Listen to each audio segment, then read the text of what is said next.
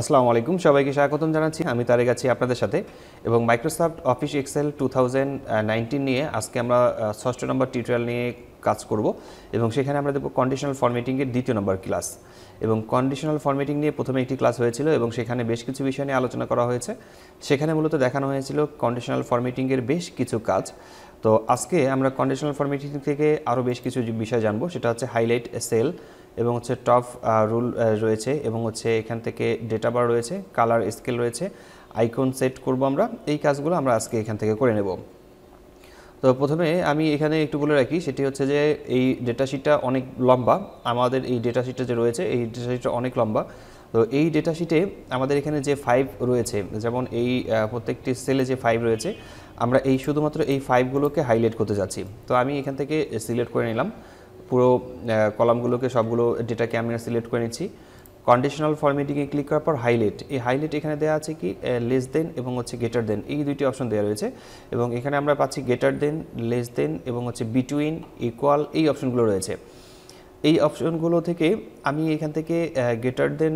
ব্যবহার করতে পারি লেস দেন ব্যবহার করতে পারি বিটুইন ব্যবহার করতে পারি অর্থাৎ উপরের দিকে যে নাম্বারগুলো রয়েছে সেগুলো মার্ক করবে নিচের দিকগুলো আসছে সেগুলো আর দুইটার মাঝখানে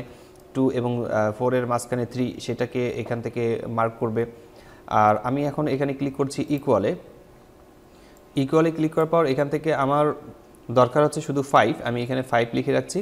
এবং 5 লেখার সাথে সাথে এখানে কিন্তু কালার অলরেডি চলে আসছে আমি কিন্তু সেটাতে দেখতে পাচ্ছি যে কালার এখানে শো করছে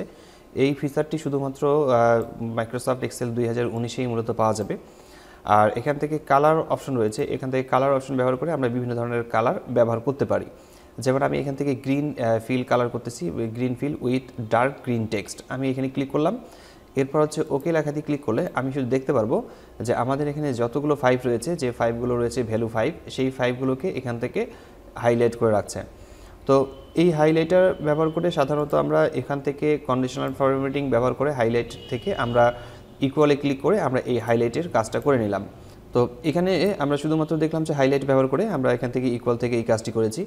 তো এখন এখান থেকে আরেকটি কাজ করব সেটি হচ্ছে যে আমরা এখানে স্যালারির জন্য আরেকটি শীট দেখতে পাচ্ছি যে স্যালারি রয়েছে 2020 স্যালারি তো আমি এটাকে সিলেক্ট করে নিয়েছি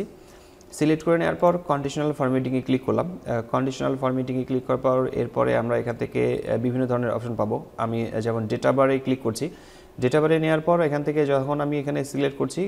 ক্লিক করার দরকার হচ্ছে না আমি এখানে দেখতে পাচ্ছি যার স্যালারি বেশি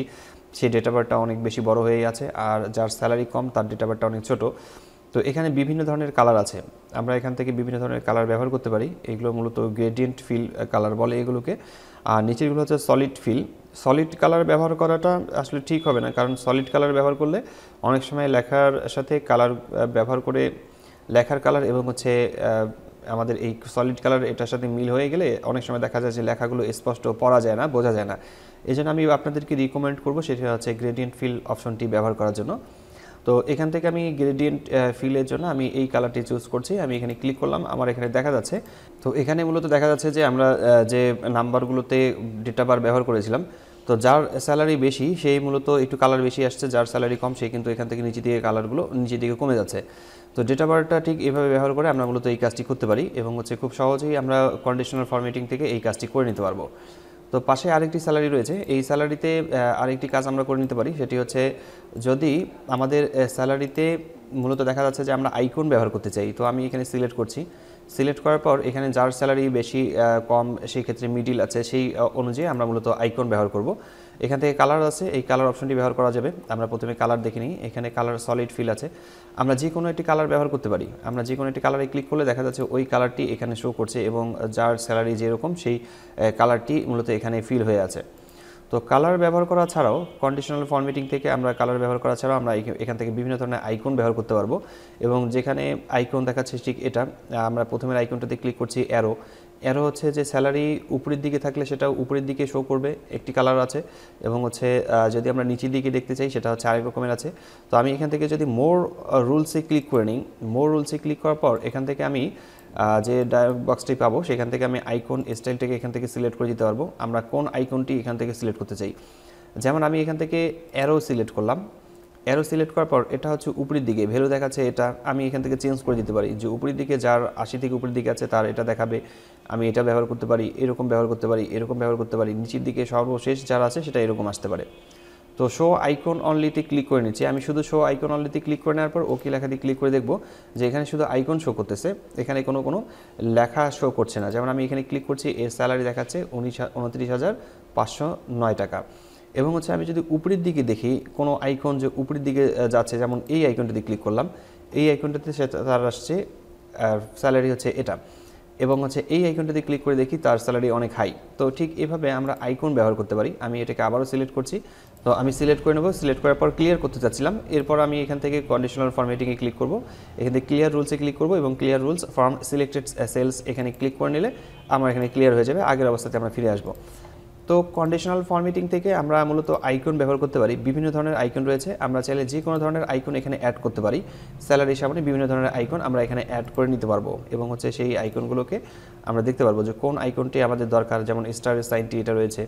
এবং হচ্ছে আমরা চাইলে এই নেটওয়ার্কের সাইন যেরকম থাকে সেরকম আপ ডাউন এগুলো দেখে নিতে পারি, আবার এই সাইনটি ব্যবহার করতে পারি। বিভিন্ন ধরনের সাইন রয়েছে, সেই সাইনগুলো আমরা দেখে নিতে পারি যে কোনটা ঠিক আছে। যেমন পারফরমেন্স যদি দেখতে চাই, যেমন এখানে,